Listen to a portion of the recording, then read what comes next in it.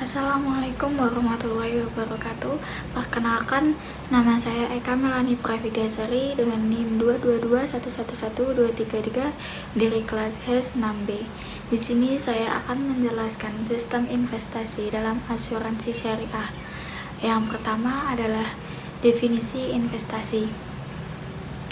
Investasi sendiri adalah kegiatan menanamkan modal untuk memperoleh keuntungan di masa depan. Dalam perspektif Islam sendiri, investasi itu harus mengikuti aturan syariah yang dimana tidak boleh mengandung unsur riba, gharar maupun maisir. Nah, untuk investasi syariah itu bertujuan tidak hanya untuk keuntungan dunia, tetapi juga keberkahan di akhirat, mengurangi risiko untuk klien yang diasuransikan oleh resiko, yang dimana ciptakan rasa damai dan aman di antara klien kami sehingga mereka merasa lebih aman saat menjalani hubungan bisnis baru. Lalu mengumpulkan dana klien melalui biaya tambahan untuk mengumpulkan dana signifikan yang dapat mereka gunakan untuk mendukung pertumbuhan negara dan pemerintah. Nah, dalam investasi syariah itu yang menentukan berhasil atau tidaknya investasi di masa mendatang adalah di mana ketentuan kehendak Allah SWT. Islam juga memadukan antara dimensi dunia dan akhirat. Setelah kehidupan dunia yang fana, ada kehidupan akhirat yang abadi, di mana setiap muslim harus berupaya meraih kebahagiaan di dunia dan di akhirat. Kehidupan dunia hanyalah sarana dan masa yang harus dilewati untuk mencapai kehidupan yang kekal di akhirat. Lalu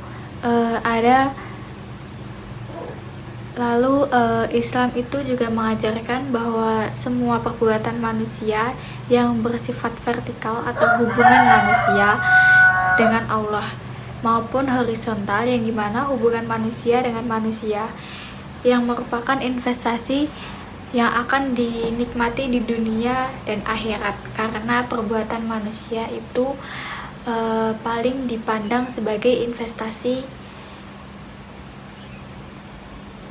maka hasilnya akan ada yang beruntung dan ada pula yang rugi.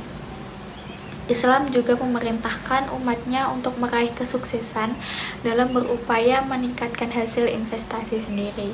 Islam juga memerintahkan umatnya untuk meninggalkan investasi yang tidak menguntungkan, sebagaimana sabda Rasulullah SAW, jadilah orang yang pertama, jangan menjadi yang kedua, apalagi yang ketiga.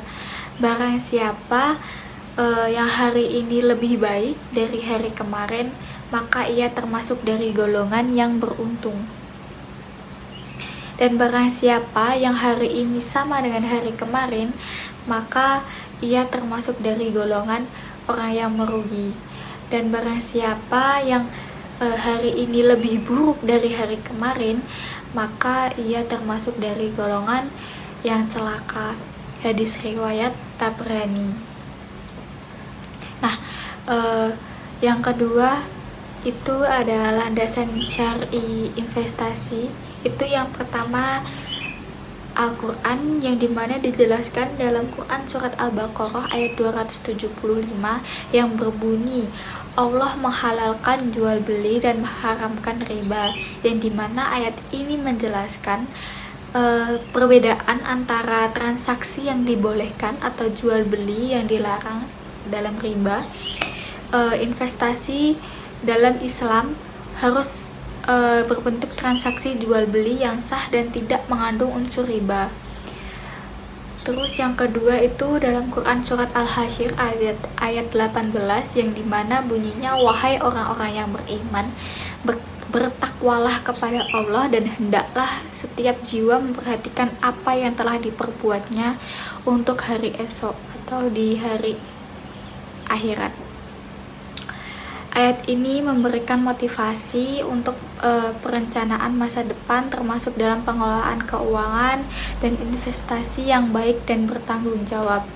Lalu yang kedua itu ada hadis, yang dimana hadis Nabi Muhammad SAW, hadis riwayat Muslim, sesungguhnya para pedagang akan dibangkitkan pada hari kiamat sebagai orang-orang yang jahat, kecuali orang yang bertakwa, berbuat baik, dan jujur.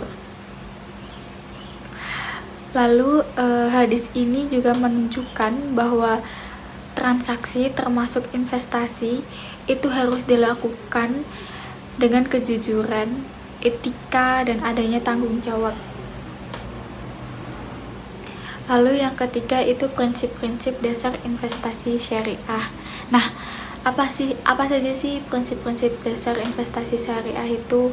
Nah, prinsip investasi syariah itu mencakup kepemilikan sah, bebas dari unsur haram, dan transparansi yang berbasis pada sektor yang halal. Resiko dan keuntungan harus dibagi secara adil, tidak boleh ada jaminan keuntungan tetap sebagaimana dalam sistem riba. Nah, tujuan utamanya itu adalah untuk menciptakan keadilan yang bermanfaat. Lalu ada instrumen-instrumen investasi syariah. Nah, yang pertama itu ada saham syariah. Nah, saham, apa sih saham syariah itu? Nah, saham dari kata suhman yang artinya nasib atau bagian. Saham juga dari kata siham yang berupa busur atau panah. Jadi saham adalah surat berharga kepemilikan perusahaan yang memberikan hak untuk ikut serta mengatur dalam perusahaan, yang dimana itu biasanya memberikan keuntungan dan kerugian. Yang kedua itu obligasi syariah. Nah, obligasi syariah itu sebagaimana dalam fatwa DSN atau Dewan Syariah Nasional nomor 32 DSN MUI IX/2002. Obligasi syariah adalah suatu surat berharga jangka panjang berdasarkan prinsip syariah yang dikeluarkan emiten kepada pemegang obligasi syariah, yang mewajibkan emiten untuk membayar pendapat kepada pemegang obligasi syariah, yaitu berupa bagi hasil, margin, fee, serta membayar kembali dana obligasi pada saat jatuh tempo. Yang ketiga itu ada reksadana syariah. Nah, reksadana syariah ini adalah wadah yang dipergunakan untuk menghimpun dana dari masyarakat pemodal sebagai pemilik dana atau sahibul mal. Nah, untuk selanjutnya diinvestasikan dalam portofolio efek oleh manajer investasi sebagai wakil sahibul mal yang menurut ketentuan dan syariat Islam. Lalu yang ketiga itu ada investasi yang dilarang. Nah, dalam investasi yang dilarang dalam Islam itu melarang investasi pada sektor dan yang bertentangan dengan prinsip Islam seperti alkohol, judi, dan pornografi. Juga dilarang investasi yang mengandung gharar tinggi atau unsur riba, atau keuntungan yang diperoleh harus berasal dari usaha nyata, bukan spekulasi atau bunga tetap. Nah, yang selanjutnya itu ada investasi Islami. Lah, investasi Islami ini mencakup instrumen seperti suku atau obligasi syariah, reksadana syariah, saham syariah, dan deposito mudharabah, yang dimana semua produk tersebut harus berdasarkan akad yang sesuai syariah seperti mudharabah, bagi hasil, atau musyarakah. Pengawasan itu biasanya dilakukan oleh DSN MUI dan OJK Syariah. Nah,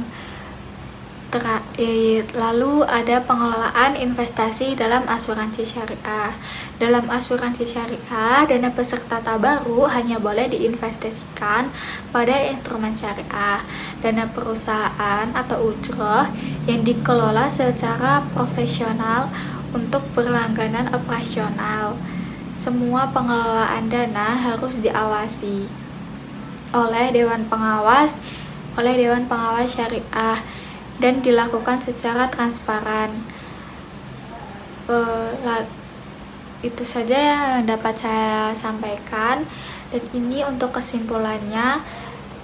Investasi dalam perspektif Islam tidak hanya berorientasi pada keuntungan semata, melainkan juga harus memenuhi prinsip-prinsip syariah yang menjamin kehalalan, keadilan, dan keberkahan. Nah, landasan syar'i dari kegiatan investasi ini bersumber dari Al-Quran dan hadis Nabi. Lalu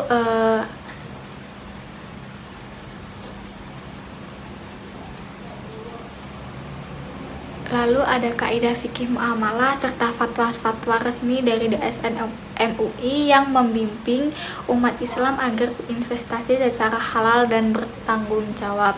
Prinsip dasar investasi syariah itu mencakup larangan terhadap riba atau bunga, gharar, dan maisir, serta mendorong adanya kepemilikan sah, keadilan dalam transaksi,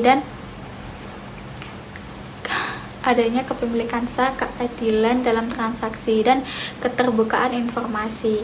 Instrumen investasi yang dapat diperbolehkan dalam Islam antara lain suku, reksadana syariah, saham syariah, dan deposito mudharabah, dan sektor real yang halal.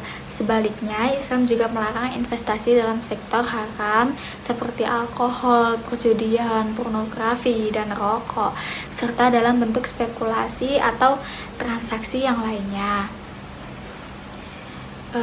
Dalam konteks asuransi syariah, dana itu dikumpulkan dari peserta, harus dikelola secara profesional, transparan, dan sesuai dengan prinsip